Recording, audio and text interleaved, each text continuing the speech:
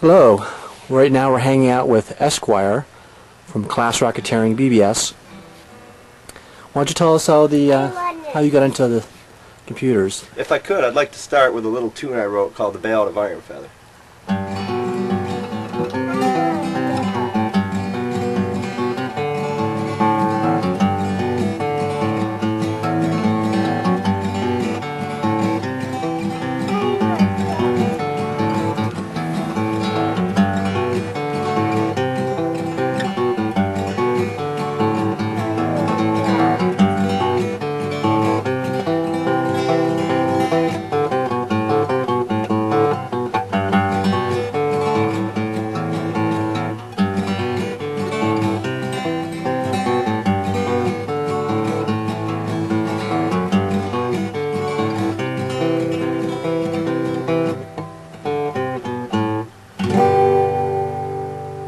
That's The Ballad of IronFeather, little bluegrass number. I'm sorry, how I got into computers? I think we kind of got into computers in a way that is kind of common and with a lot of people, but maybe slightly uncommon towards the end. You're okay, baby girl. You're okay. When I was in about 6th grade, somebody in the neighborhood, some kids that were previously unpopular, their parents bought a TRS-80. And they overnight became extremely popular because they were the only people in the neighborhood with a computer. And, this was probably 79 or 80. And we had Ataris and Odysseys and video games in a rudimentary form in the arcade, and pinball, of course, and Pong was 5 years before that anyway. And, sure. And it was the first home computer that any of us had ever seen, although we'd read about them a little bit and heard about them. People talked about them. We were pretty young at the time. And the coolest thing about it was that there was like a lot of games available, or it seemed to be a lot of games available. The one we played the most was a game called, as I recall it, SWAR, which was a conglomeration of 2 words, space and war. And the whole idea was that you were floating around the galaxy shooting each other, and that was just what we wanted to do.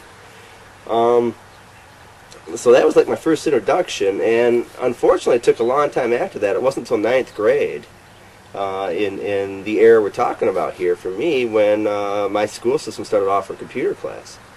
And it was a basic language class on TRS-80s, Model 3s at that point. No, that's okay, baby. And I took that class and learned BASIC, which really stood me in good stead for a number of years. In a language that was immediately, or almost immediately obsolete. It still was just a great introduction.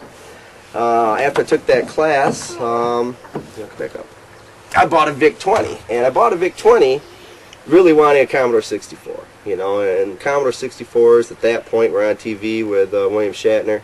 And I think they're right around $700 a pop. And we used to buy Compute magazine, which you might remember that. And Compute had a couple different products when they got really popular, but it was just Compute magazine at first, and they had all the screenshots of the different games.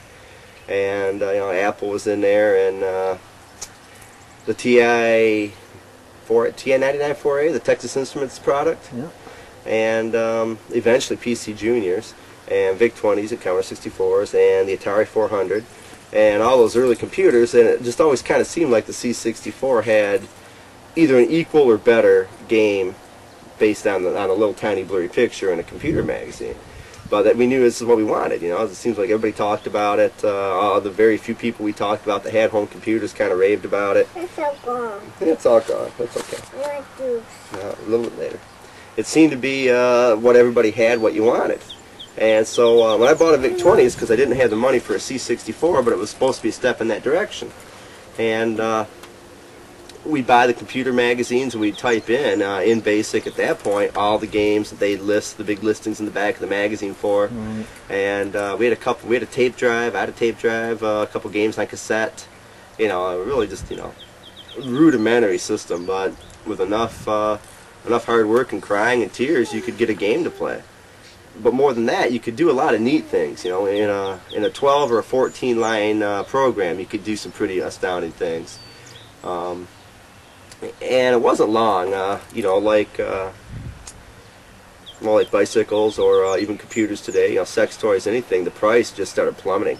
And before too long, that $700 C64 was everywhere for, I think, $229. And that was the level I bought it at. Like a year and a half or 2 years later, I bought a Commodore 64. And immediately the world just opened up.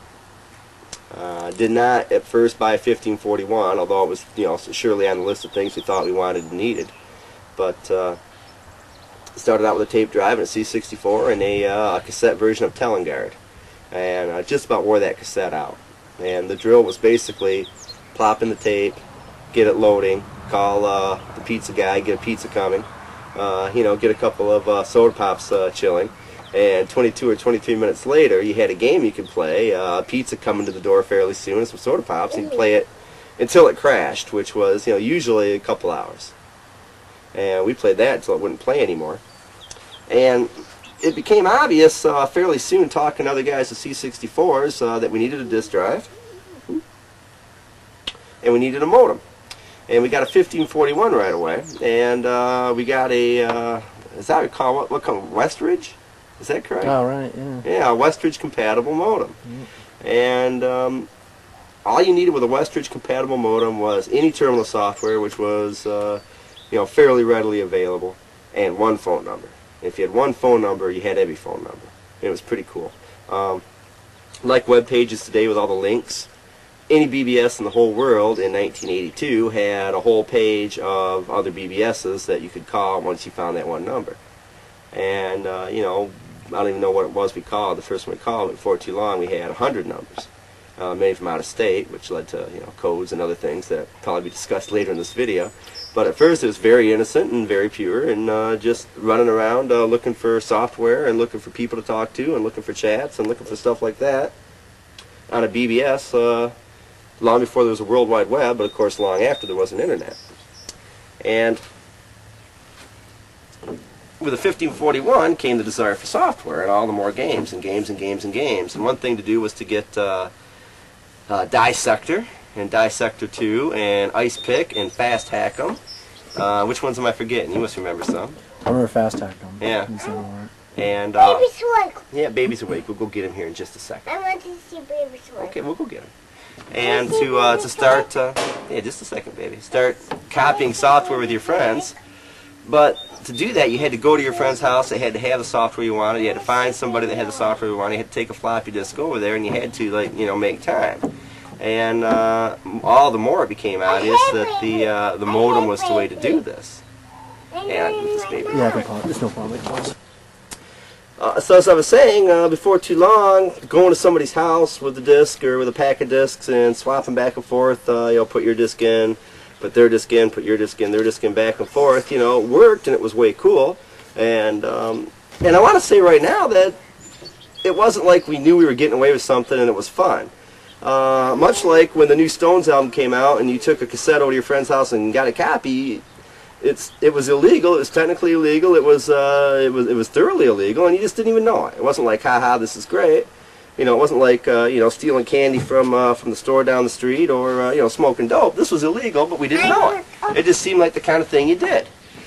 And getting a copy of software was kind of the same thing. Just something you did. Let me hold Baby for a little while, okay? And no way, huh?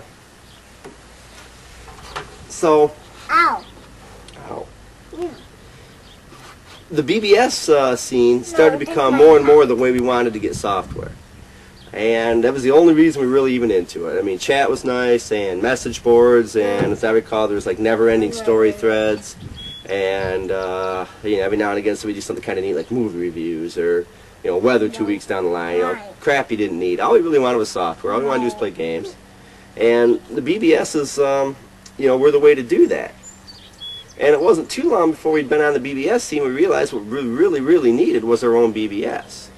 And I say we, this encompasses a group of, a small group of people I was, you know, very close to at the time and still are. Myself, a guy who went by the handle of Bullwinkle Moose, a guy who went by the handle Tarzan Todd, and a guy that went by the handle of Town Club. And between all those guys, we just really wanted to get a whole bunch of software and play games and have neat stuff. And we decided what we really needed was a BBS, and that's where Class Racketeering was born.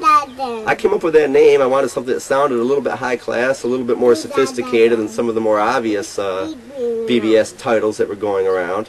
And I also wanted it made very clear that by then we'd figure out this was illegal, and we really weren't too concerned with that. What we wanted was software. Yeah, baby's a little sick. He'll be okay. A little cold. So we started using CNET software, of course a borrowed version, running a 300 baud Westridge compatible modem on a C64 with a couple of 1541 disk drives. The big investment was another phone line into my mother's house, because I was still I got to imagine about 11th grade at that point, still living at home. We had to have a separate phone line because she couldn't quite tolerate having her phone tied up all the time with computer guys. And so we got another phone line put in and started Class Racketeering. And I think the thing that really kind of differentiated us from the crowd and made us kind of special, at least I thought we were special, was that, and I'm sure a lot of people had the same experience in the early 80s, when you sign on to a bulletin board system, the guys that were running it seemed to really take the power of being a sysop way too seriously. And this is a psychological semester, in a lot of colleges, but your average computer literate, intelligent user in the early 80s had the possibility, yes, thank you, of also exhibiting some other kind of common cliche social characteristics. And I like to say computer nerd because it isn't fair and it isn't accurate. But a lot of these guys had gotten, beat up at football practice and, hadn't quite been the big man on campus in their high school. Well, but he's not going to get down. And when they got a little bit of the taste of the power of being a sysop or a sysop, it just seemed to go right to their heads. And every time you log on to a new BBS, what you have is 27 rules. The very first page, they always made you read it, and it was a list of rules. Rule number 1 is always no profanity. Rule number 2 is always something along the lines, and people didn't use at that point the term flaming, which has become, you're okay, baby, you can leave it open.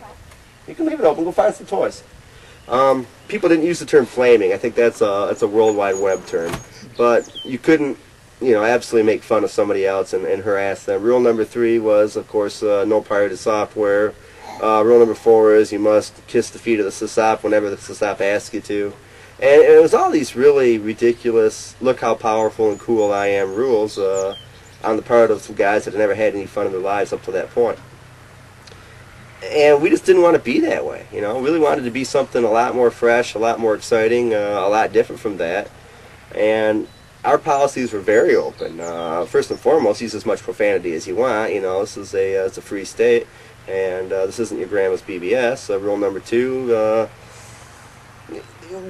we didn't really have the no flaming rule. I mean, we didn't want anybody just to get massacred, but if you wanted to, get online and say that Bullwinkle Moose is a flaming idiot, you could do that. Nobody shut you down for that. And we never really broached the subject of no pirated software because what we really wanted was a bunch of pirated software. And the other big thing was access. In the early days, hey now.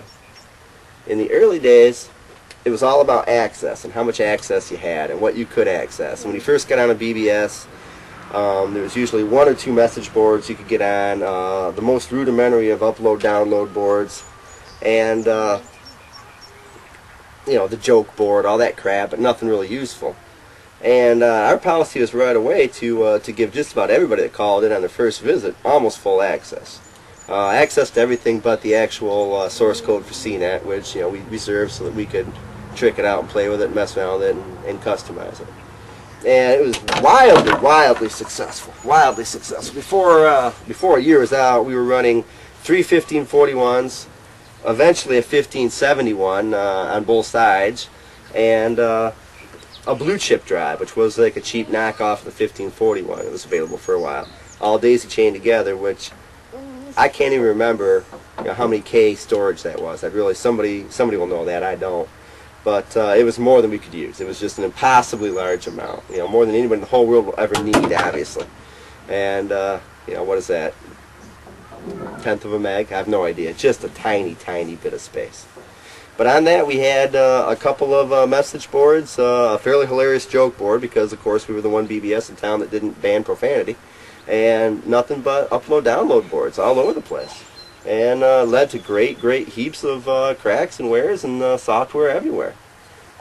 The thing I think that I need to mention too, you okay buddy boy, is that before too long what we decided we really needed to do was get all these people that we'd never met, the Mad Hamster and Gandalf and the Beast, and you can think of more than I can probably, but all these guys who we knew by an absurd title that we never met before into a house somewhere and get some software traded, which is all we were really doing anyway.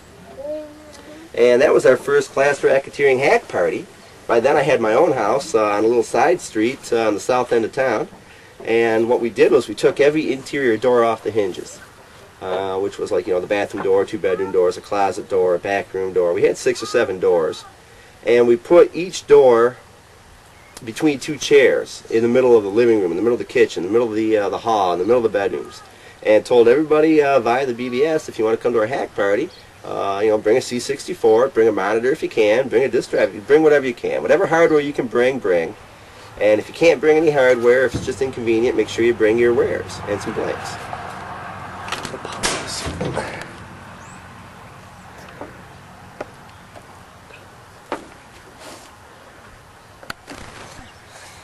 So what we had was eventually, I think close to 40 people showed up. And many of them brought some amount of hardware. Most everybody could tuck a C64 and a power supply under their arm. A lot of guys didn't bring monitors, but you could always travel with a 1541.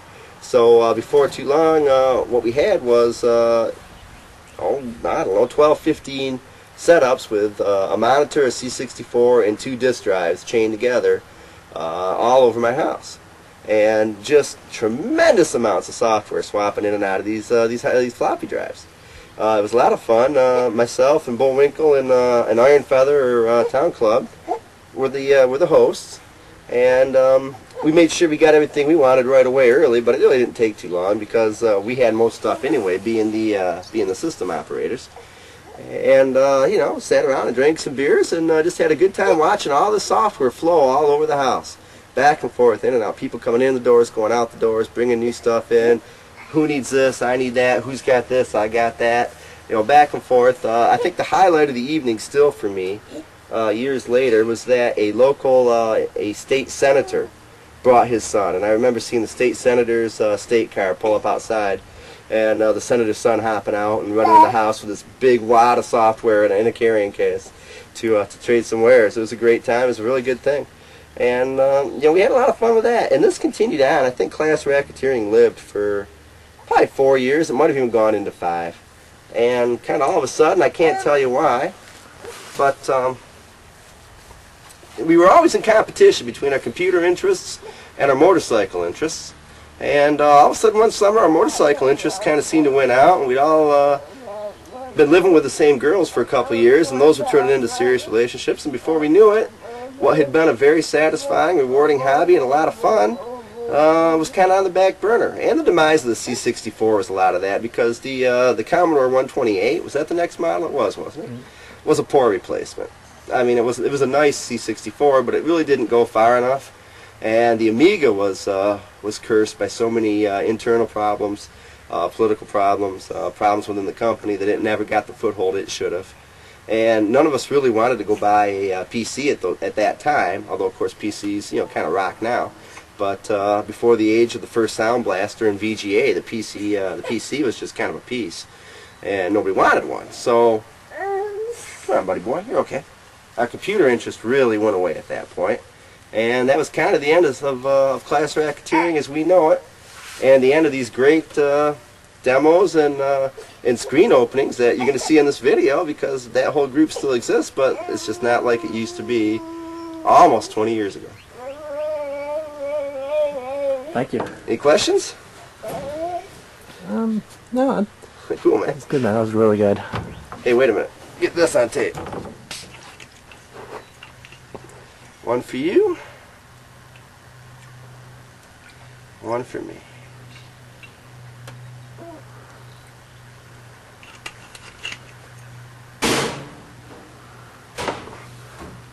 Cheers. Cheers.